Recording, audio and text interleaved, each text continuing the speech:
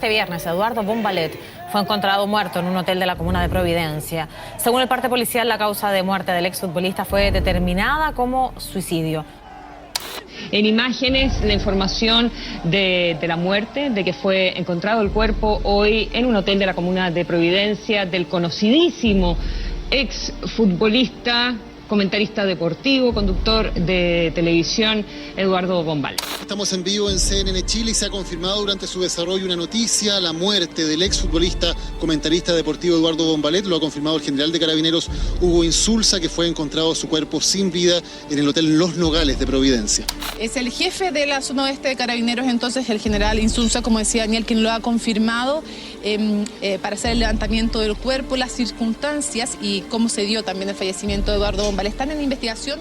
Cumplo con confirmar esa información. El ex deportista Eduardo Bombalet fue encontrado sin vida. Bombalet, Genio y Sombra, un podcast de Ojos Negros, presentado por Betsala11.com, donde juegan los grandes, en colaboración con Duo QC y distribuido por Podium Podcast Chile. Capítulo 4. Diviértanse, yo solo pienso. 18 de septiembre de 2015, Chile celebraba las fiestas patrias. Esa mañana, la noticia golpeó con fuerza.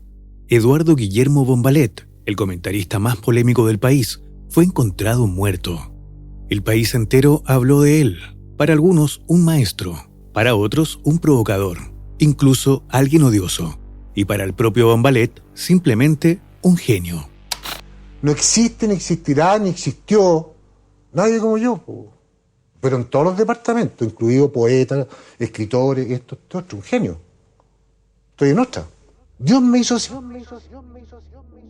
Rodrigo Sepúlveda, periodista y ex compañero en Radio Nacional, recuerda cómo la noticia impactó en los medios y el dolor que sintió al despedir a uno de los personajes más influyentes en los medios de comunicación. Bajo y me llaman por teléfono del canal y me dicen: Sepu, se murió Bombalet. ¿Ah?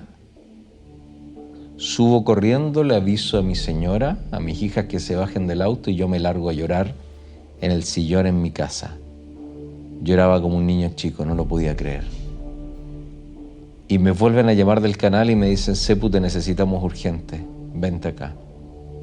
Y me fui al canal, y tuve que estar al aire despidiéndolo. Fue terrible.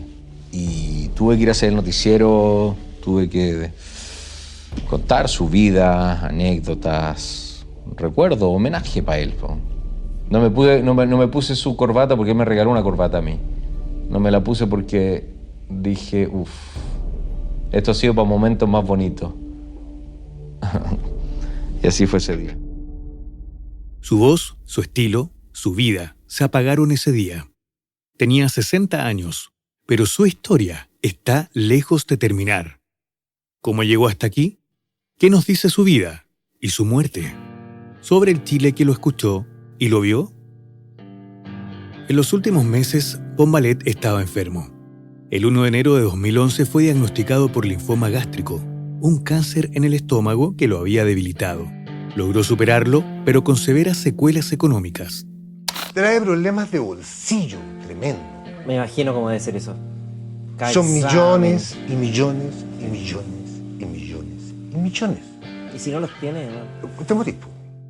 Cristian Peñailillo, su escudero más visible en esos años, estuvo a su lado en los últimos proyectos radiales que lideraba Bombalet. De que él no estaba bien, el Eduardo no estaba bien, desde lo anímico, lo emocional, se veía con fuerza en el micrófono, pero se apagaba el micrófono y era otro Eduardo. También su familia lo veía frágil. Su hermana Lilian intentó siempre ser su apoyo, incluso lo recibió en su casa en más de una ocasión, pero la vida no era fácil para ninguno. Yo creo que fue un todo, que era todo, que Eduardo estaba cansado. Si lo que me había dicho es que él estaba cansado de vivir y que ya tenía 60 años, piensa que esa determinación la tomó mucho antes también. O sea, Eduardo se intentó suicidar 5 veces. No fue, o sea, Eduardo al final se quería ir de este mundo, ya no daba más. Y a los 60 años ya no podía más. Eduardo no estaba encariñado, nada. Jean-Pierre, su hijo, tiene fijo en su mente cómo Eduardo combatía su depresión, con una forma de automotivación que lo ayudaba a levantarse cada día. Había días que me decía, hijo, tienes que estar acá en mi casa a las 8 de la mañana. Y yo lo iba a buscar hasta las 8. Y él estaba en su pieza mal. Y se paraba y se miraba al espejo. Lo mismo que él decía. Decía, soy el mejor, soy el mejor. Y yo lo veía. Y él lo decía, soy el mejor, soy el mejor, soy el mejor. Y se paraba y se empezaba a vestir y cantaba y se subía el ánimo, se subía el ánimo. Y yo ahí me daba cuenta que era depresivo, pero esa depresión él la vencía como mirándose al espejo y diciendo que era el mejor. Por eso todos dicen, oye, está loco, el gurú llegó, el gurú se cree el mejor. No, él era una metanoia, como él decía, era para salir adelante y levantarse la cama porque le costaba día a día. Gente que lo conoció, y mucho, también agrega información importante para intentar entender lo que sucedía con Bombalet en esas últimas semanas. Francisco Aguiluz, periodista, compañero y amigo de Eduardo, es uno de ellos. Y yo en algún minuto también pensé que le pueden haber dado malas noticias respecto del cáncer que ya tenía, digamos, del cual se había curado, pero el cáncer se mantiene ahí, porque Eduardo no podía perder una pelea. Y el cáncer es sinónimo de perder muchas peleas. Yo en algún minuto también pensé que ese podía ser el motivo de la decisión, más allá del cansancio, más allá de la depresión. Aún así, si en privado las sombras crecían, en el micrófono ya daba pistas de algo que tenía decidido. Lo vuelve a contar Cristian Peñailillo. Si tú revisas o escuchas los programas de los últimos 3 meses, entre Chile campeón de la Copa América, ¿cierto?, que fue en junio, julio, agosto, septiembre, esos 3 meses posteriores al título, Eduardo empezó a despedirse. El fin de semana me sentí bastante mal. Cristian Peñailillo me ha ayudado mucho en todo lo que es mi enfermedad. Y solamente me presento para agradecer a los jugadores chilenos. Le dieron una felicidad tremenda a todo un pueblo. Ese pueblo tan sufrido, que no es una cuestión populista ni demagógica. Porque lo único que nosotros hemos tenido son calamidades. Somos azotados fuertemente por la naturaleza. Vivimos arrinconados bajo el smog que es depresivo. Bombalet generó tanto odio como amor. En algunos casos, devoción. Los bombadictos eran sus principales fans y estaban atentos a cada una de sus palabras. Nicolás, uno de sus tantos fanáticos, recuerda unas señales del adiós del líder de opinión. Él hizo un programa y pidió disculpas porque él estaba medicado. Me acuerdo que él pidió disculpas porque no se sentía muy bien, pero a la vez le daba gracias a la selección por haber vivido la gloria de haber ganado la Copa América. Y fue un discurso súper emotivo, así como lo sentí súper fuerte. Como que en verdad se daba como por terminado, era como que él estaba dando un término a algo y yo en algún momento dije, algo va a pasar, o algo va a hacer. Y si la muerte no fue un tema repentino en la vida de Eduardo Bombalet, menos lo fue su lucha continua, principalmente contra él mismo. Corría el año 2000, cuando brindó una mítica entrevista en Viva el Lunes, donde hablaba sobre sus batallas. Soy un lobo de pario, estoy medio tristón. Quiero tener un poco de paz, quiero reactivarme y quiero ser feliz. O sea, lo único que me hace feliz es la moto. Pero un guerrero no puede ser triste, pues, compadre. ¿Eres un hombre? Un guerrero tiene que ser triste. Está constantemente en una batalla. Por unos años, cuando Eduardo poco se podía mover con libertad por su fama, y además era un asiduo a tribunales, contrató un guardaespaldas, Abdón Valdebenito, quien le enseñó artes marciales, y entre movimientos y entrenamientos, aprovechaban de hablar de todo.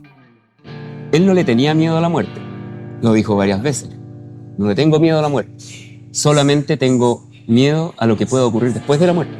Entonces, trato de actuar bien y de conciencia bien. Eso me lo dijo en una oportunidad. Una amistad poco conocida de Bombalet fue con Marcelo Bartichotto. Se conocieron en 1988 cuando llegó a Colo-Colo y lo reclutó para ser vestido con Adidas. A personas que están así no hay que dejarlas solas, ¿viste? Hay que estar acompañándolas siempre. Y me parece que en algún momento a Eduardo lo dejaron solo. Es que hay que estar en los pantalones de una persona que tiene depresión, ¿viste? Porque la gente que no lo ha tenido nunca no lo entiende, ¿no? Porque la gente te dice, pucha, no sé, tiene que poner voluntad, no pasa por la voluntad. Tiene que tener ganas de vivir, tiene mucha gente que te quiere. Hay un momento que uno no piensa en nada. Entonces por eso te digo que hay que estar acompañándolo y entendiéndolo también. No hay que darle consejo a la gente que se siente así mal. Hay que apoyarla. Los consejos a veces están de más, porque la gente es fácil de afuera decir, no, tiene que poner fuerza de voluntad, no seas débil, no llores, no sé. Y uno no sabe lo que siente la otra persona, ¿no? También lo percibían sus colegas. Claudio Palma, relator y compañero en Radio Nacional, lo vivió de primera fuente. Porque hay que sentir una depresión, porque hay que vivir en los bordes de las emociones para entender el fenómeno de Eduardo. Ahí parte todo, y yo creo que los análisis son todos erróneos, el que puedan decir, mira, él buscó esto porque quería fama, porque ¿qué fama? Eduardo vivía encerrado. ¿Qué fama? No disfrutó nada, si no podía salir. Si yo he estado con alguien así, que tú entres a un servicentro, y que todo el servicentro se detenga y hayan 20, 30 personas, ese era Eduardo Bombalet en esos años.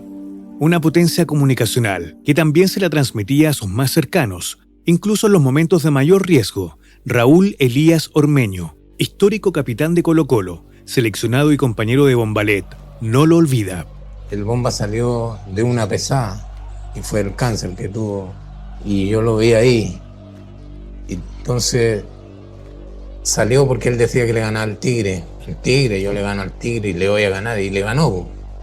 Esta mezcla de fuerza y fragilidad lo hacían único, incluso para quienes sufrieron más de un ataque del propio Bombalet. Alguna vez así de claro fue Milton Millas en una entrevista con Fernando Tapia.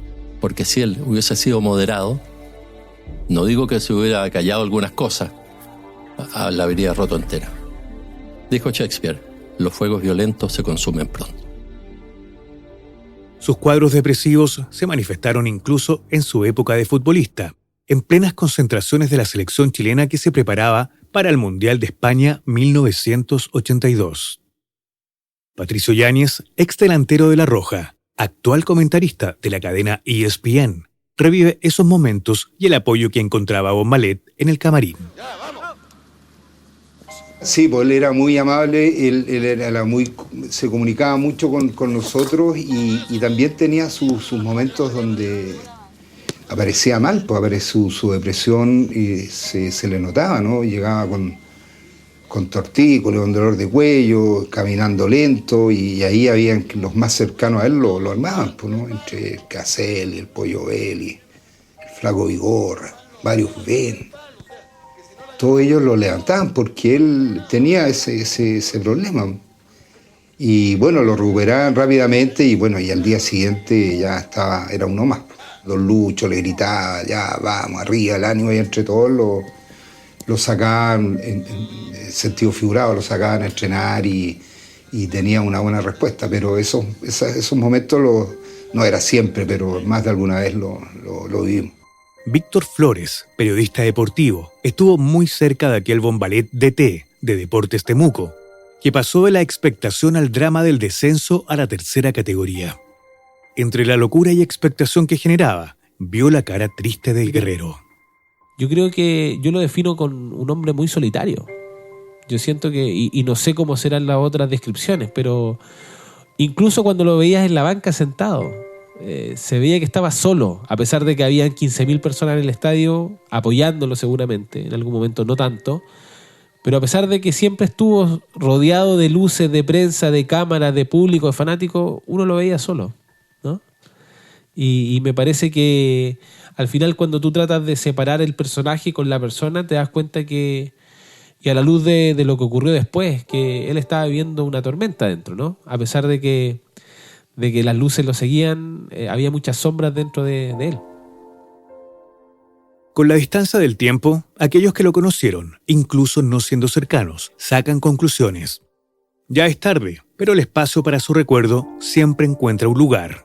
Claudio Borghi. Yo creo que era una persona que, te repito, rompió esquemas importantes. Yo creo que en muchos de sus discursos él pidió ayuda y no nos dimos cuenta. La gente que lo conocía o que trabajó con él, Negro Palma, por ejemplo, Rigo Sepúlveda, ante otros, me hablaban muy bien, que era muy buen jefe, entre comillas, porque nunca lo fue, que estaba muy preocupado de la gente. Pocos nombres se contraponen más al de Bombalet que el de Juvenal Olmos. Fueron tan cercanos que el tiempo solo ayudó a ponerlos en veredas contrarias, declarándose públicamente como enemigos. Pese a eso, la muerte a veces funciona como un catalizador que intenta dar espacio a explicaciones ya tardías.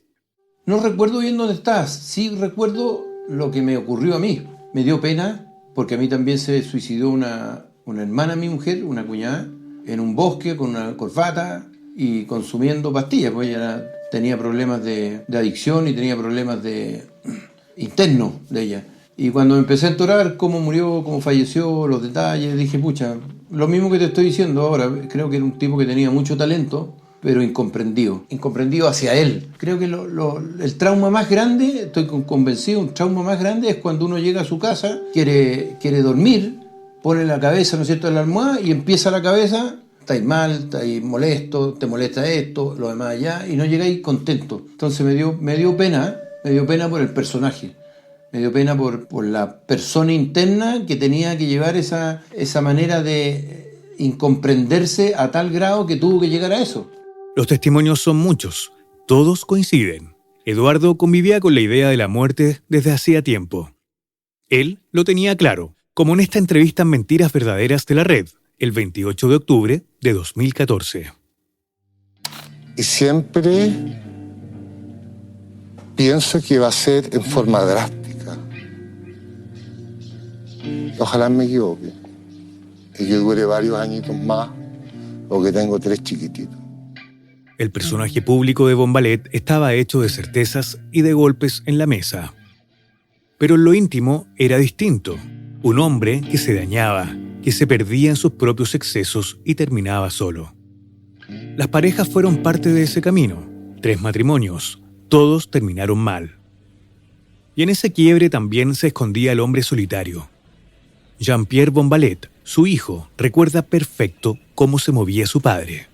Lo que pasa es que mi padre era medio loquillo, era medio loquillo, entonces, por darte un ejemplo, íbamos al programa Vértigo, donde él nunca se tomaba ni un pisco sour, nada, porque él siempre, cuando él salía el escenario, él salía totalmente sin tomarse nada. Todos toman un poco de pisco sour para que se le suelte la lengua. Mi padre nada.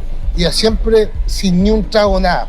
Pero cuando se acababa el programa, de repente decía, vamos para un pub, y ahí me costaba a veces sacarlo y llevárselo para la casa, era medio desordenado. Entonces me costaba llevármelo y se sentaba ahí en otras mesas, se sentaba acá. Era como rockstar, para ser sincero. Entonces llegaba a un lado y era rockstar y era su forma de ser, porque los genios son así. Como hombre de pocos amigos, Eduardo solía juntarse fuera de su trabajo con sus propios compañeros. Juan Pablo Pizarro, ingeniero en sonido, y que estuvo con él en La Clave, desmitifica un poco el desbande que muchos le tatuaban a Bombalet. Solo copete. Y excesos que yo he tenido millones de veces con mis amigos, o sea, nada del otro mundo. Era carretero, bueno, para el deseo, la talla la tenía en la punta de la lengua, para molestar a la gente, pero buena onda, digamos. O sea, nada, güey. Peñailillo estuvo en la época de mayor alcance. Vivió en primera persona las juergas del gurú. Y claro, cuando entramos como en el hueveo del carrete, se da básicamente por la soledad muchas veces, ¿no? Eduardo estaba casado en su momento con Beatriz Gross, su segunda esposa, y ahí te das cuenta muchas veces que uno busca de repente salidas para evadir lo que puede ser muy fome tu vida. Y Eduardo era una especie de rockstar acá, seguido, venerado, el gurú, la audiencia, todo, televisión, la radio, los seguidores, después. Pero ves que llegas a tu casa y hay como cosas como de carencia. Las mujeres, eso sí, eran otro acápite. Felipe Bianchi, periodista y escritor, compartió mucho con él. La memoria permite atesorar grandes anécdotas, no todas publicables, pero el periodista sí recuerda una en especial por su significado. De alguna manera, y cumplí mi cometido con gran éxito, a encontrar a la que fue su última mujer, porque la había conocido en un bar una noche antes del programa en la mañana. Me dijo, oh, me enamoré, me voy a casar de nuevo, no sé qué. Estaba casado, sí, en esa época. Y me dice, así que tengo que ubicar a esta niña. Ya, le dije yo, ¿y tenía el teléfono? No. ¿Y sabes cómo se llama? No. Sé el nombre nomás, no sé el apellido. No, ya, pero puta, no tenés nada, pues. Pero sabía que trabajaba en un ministerio, era periodista y trabajaba en el Ministerio de Educación en ese momento.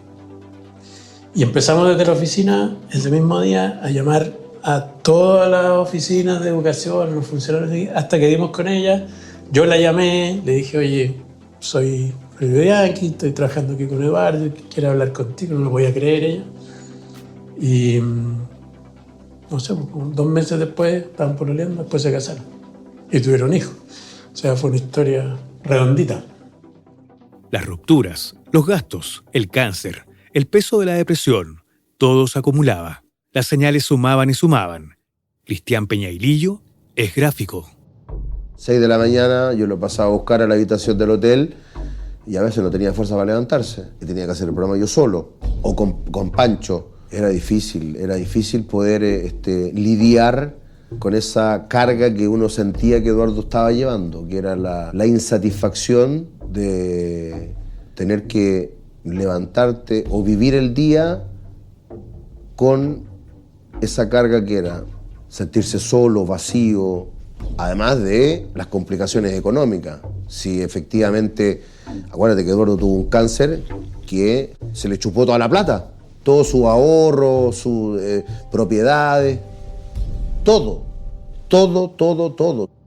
Ese vacío también explicaba muchas de sus contradicciones. El hombre frágil en privado y el hombre duro en público. Con una confianza en sí mismo de alto vuelo, con su tono sarcástico y una autosuficiencia que rozaba la arrogancia. El tener egoísmo, el tener envidia, tiene un común denominador, que es la mediocridad. Eduardo Guillermo Bombalet ya no está. Pero a 10 años de su muerte, su figura sigue discutiéndose. En la cancha, en la radio, en los medios y en las sobremesas. Para unos fue un maestro que abrió los ojos del país futbolero. Para otros, un provocador imposible de tolerar. Felipe Bianchi. En el periodismo deportivo y en el fútbol chileno hay un antes y un después de Bombalet comentarista. Para bien, a mi modo de ver. Hay cosas que obviamente no comparto, de ciertas palabras que usaba o la virulencia a veces excesiva, no sé, pues, el típico caso que se habla siempre con Pellegrini, que Pellegrini evidentemente es un buen entrenador, ¿no? Lo ha demostrado por el mundo. Entonces ahí yo creo que se le arrancó un poco la moto, pero otras cosas, el 90% que tenía toda la razón y era absolutamente cierto. Tampoco compartía mucho su ultranacionalismo, que se transformaba en atisbos de xenofobia contra otros países o con burla. Esas cosas yo no las compartía, pero creo que era quedarse solo en eso es mirar un lado muy chico de Eduardo. Eso sí, la gran mayoría de sus compañeros de selección se ponen en su vereda. Lo recuerdan como lo hace Elías Figueroa, Don Elías. La gente a veces no se daba cuenta lo que era él como persona, todo lo tomaban, porque él decía las cosas como tenía que decirlas, y no le importaba, y chao, nada más. Y eso a la gente de repente le caía mal, ¿no? Le caía mal, pero no, era franco, directo, pero muy buen tipo. Yo te digo, yo personalmente tengo muy buenos recuerdos de él, tuvimos una buena amistad, él me respetó mucho me respetó siempre. Don Elías me decía, Elías, tú, ¿quién como tú? A pesar de haber sufrido la crítica del gurú, Juvenal Olmos atesora un episodio de Paz con él. Una vez hablamos, él venía, yo diría que venía de baja y tenía un programa en la televisión y me dice que el programa lo quiere reabrir conmigo. Y yo le dije, imposible, si tú tuviste esta postura cuando yo fui entrenador, no, sería como negarme a mí mismo mis emociones y no quiero negarme mis emociones. Pero ahí ya estábamos más grandes los dos, ya me dice, te entiendo, sí, en realidad, bueno, yo te saqué la chucha, te entiendo. Y no discutimos más, digamos eso, ya estamos más grandes, pero fue un momento igual de bonito porque dije yo, mira qué bien que no está enojado con todo lo que pasó. Creo que se abrió en mí una opción de perdonar, porque es una ridiculez seguir enojado con alguien que ya no está en tu vida. Eduardo Guillermo fue un hombre público, que tuvo costos en lo privado. No una víctima, sino que alguien que debió cargar con las consecuencias, no solo para él, sino para quienes fueron su ley. Jean-Pierre Bombalet. Un minuto le dije, papá, cuando yo tenía unos 17 años, 18 años, le dije, papá, ¿sabes qué? Me molestan todo en el colegio, chao, estoy enojado, esto, por las querellas, porque te meten, no critiquías tanto. Y me dijo, hijo, esta es la única forma que yo me gano la vida. Lo cierto es que Eduardo Guillermo Bombalet marcó una época y también dejó huellas hasta hoy. La discusión sobre su persona y su personaje sigue abierta. No tengo capacidad de mentira, no soy adulador. Un gran abrazo a todos y una linda celebración. Muchas gracias. El último adiós a este hombre que se le decía el gurú.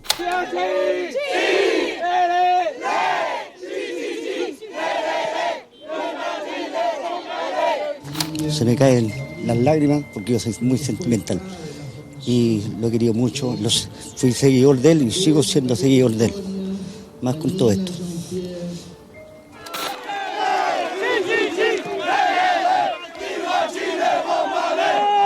Un tipo como él no va a volver va a ser difícil que alguien vuelva a dejar esta huella. Cuando yo tenga mi hijo, mis sobrinos, tienen con otro chip y eso se lo vemos a Eduardo, ser campeones. Y cuando seamos campeones del mundo, te juro por Dios que me voy a acordar de él, porque lo vamos a hacer algún día.